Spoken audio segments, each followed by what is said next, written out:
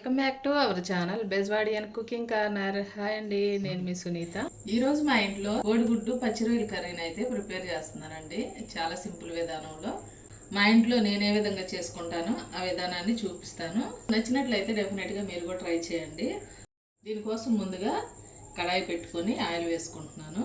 100 గ్రాముల వరకు ఆయిల్ వేసుకున్నాను.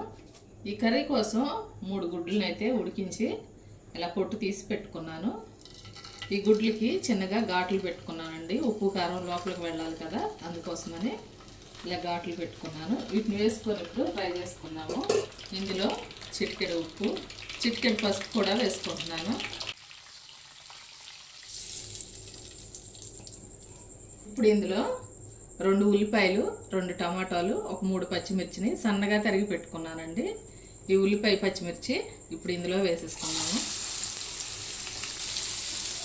చూస్తున్నారు కదండి, ఇలా ఫ్రై అయితే సరిపోతుంది. ఈ టమాటో ముక్కలు కూడా వేసేసుకుంటున్నాను.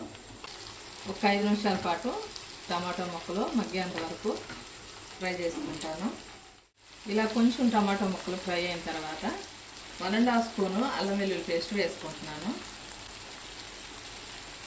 ఇలా 5 నిమిషాల పాటు పచ్చివాసన పోయేంత వరకు ఫ్రై చేసుకోవాలి. అల్లం వెల్లుల్లి పేస్ట్ అయితే పచ్చివాసన పోయిందండి. ముందుగానే క్లీన్ చేసి పెట్టుకున్న ఒక 1/2 కేజీ రొయ్యలను అయితే ఇందులో వేసుకుంటున్నాను. ఇప్పుడు మంచిగా కలిపేసుకోవాలి. ఒక 10 నిమిషాల పాటు మూత పెట్టుకొని ఉడికించుకుంటాను. 10 నిమిషాల పాటు ఉడికించుకున్నానండి. ఇప్పుడు ఇందులో కొంచెం పసుపు, కర్రీకి తగినట్లుగా ఉప్పు వేసుకుంటున్నాను. అలాగే 2 స్పూన్లు కారం వేసుకుంటున్నాను. నాన్ వెజ్ కర్రీస్లో కొంచెం కారం ఎక్కువగా ఉంటే బాగుంటుందండి.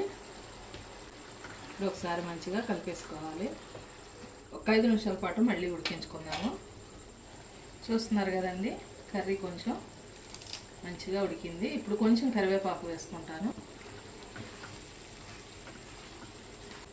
ఇప్పుడు వరకు కర్రీలో వాటర్ అనేది ఏమి యాడ్ చేయలేదండి. కొంచెం వాటర్ పోసుకుంటున్నాను.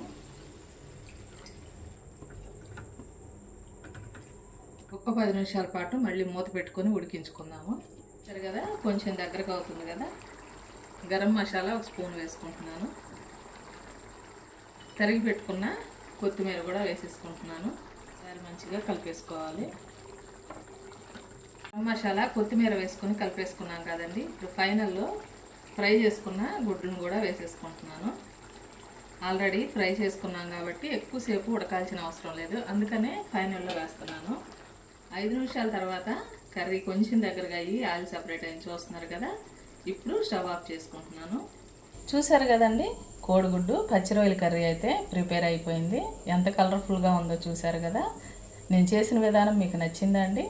నచ్చినట్లయితే డెఫినెట్గా ఈ విధంగా ఒకసారి ట్రై చేయండి. టేస్ట్ అయితే చాలా బాగుంటుంది. ఈ రోజుకైతే ఇంతేనండి రెసిపీ. మరో మంచి రెసిపీతో మళ్ళీ మీ ముందుకు వస్తాను. మా వీడియోస్ కనుక మీకు నచ్చినట్లయితే ప్లీజ్ ఒక లైక్ చేసి సపోర్ట్ చేయండి. థ్యాంక్ యూ అండి.